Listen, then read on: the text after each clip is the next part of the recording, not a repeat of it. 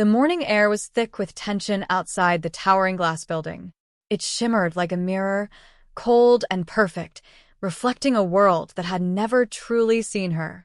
She stood in worn shoes, a borrowed blazer too big at the shoulders, and clutched a folder that held nothing but a dog-eared resume. Passers-by barely noticed her, just another woman out of place in the heart of corporate power. But she noticed everything. Inside, the receptionist glanced up, hesitating. "Are you here for the interview?" Her tone wasn't curious. It was doubtful. She nodded. Yes. 10 o'clock. Analyst role.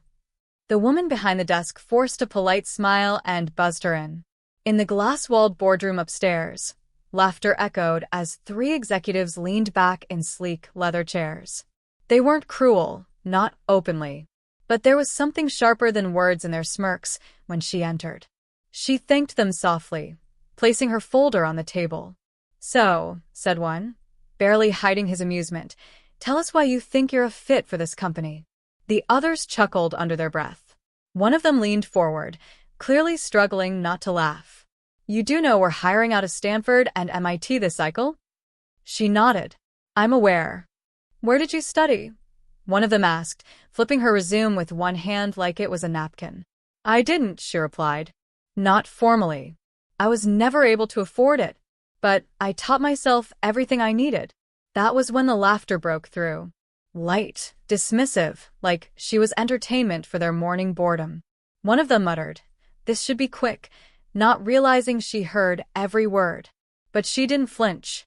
She simply placed one hand on the table and asked, "Do you mind if I ask a few questions before I begin?" Surprised, they nodded. Why not? This would be fun. She looked each of them in the eye.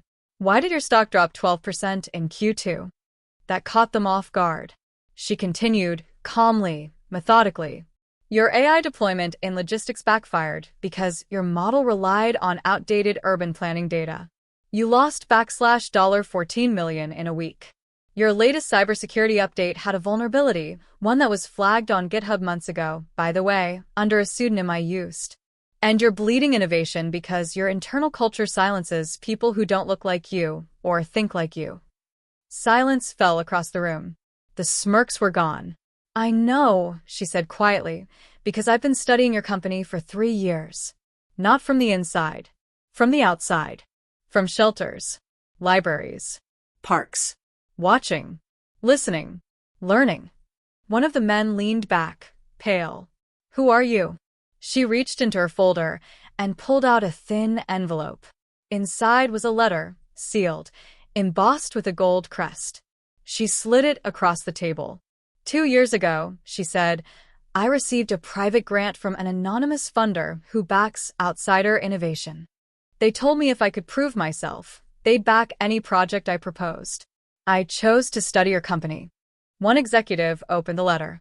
As he read, his eyes widened. The funder's name was discreet, but powerful. And real. She stood. "I didn't come here for the job. I came to see if the people running this place were ready to hear the truth. You aren't." Before they could speak, she turned and walked out. That clip, because of course someone had filmed the entire exchange from behind the glass wall, hit the internet within hours. "Simple woman destroys execs with facts" became a trending search. Millions watched her calmly dismantle a room of so-called visionaries. Memes exploded. Interviews were requested. But she was gone. No one knew where she went. Until the next quarter. A new startup launched, focused on ethical AI for underserved urban communities.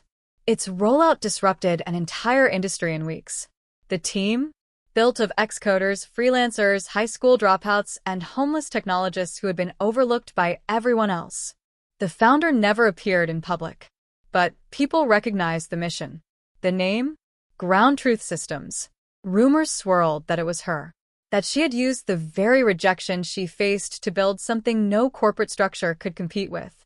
A few insiders claimed she held shares in half a dozen firms, quietly influencing decisions from behind the scenes. Others said she was mentoring women in shelters, handing them laptops and codes that rewrote futures. The company she left behind? Their stock continued to slide. Their board meetings grew more tense. They tried to hire her. Twice. She never answered. But one day, a package arrived for them. No note. Just a single printed phrase taped to the front. You laughed when I walked in. Now you watch as I walk past. The moral spread online like wildfire. Don't judge potential by clothing. Don't underestimate someone just because they don't speak your language of power. Because sometimes the quietest person in the room is the one who's already outgrown it. And sometimes the real revolution starts with a woman who simply refuses to be ignored.